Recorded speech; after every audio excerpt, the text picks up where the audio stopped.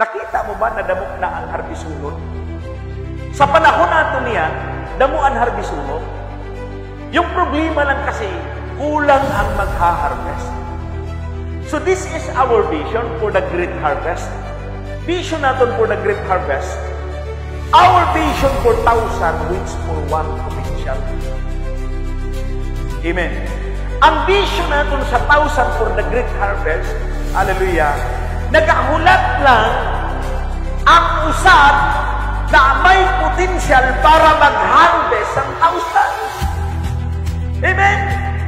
Ang problema, nangarap ka sa primary, nangarap ka sa 1,000, hindi ka pa nga nag-umpisa ng isa.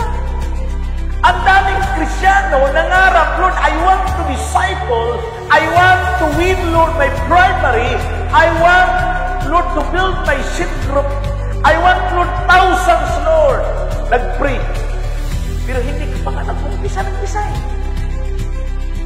No, may isa ka na? Mayroon ka ng isa? Kung wala pa mag-umpisa ka na mag-isa. Amen.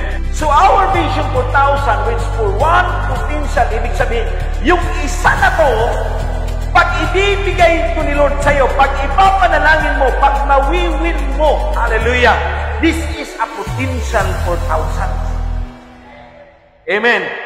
Yun lang ang sekreto. Ang tagal nang binigay ni Lord sa'yo.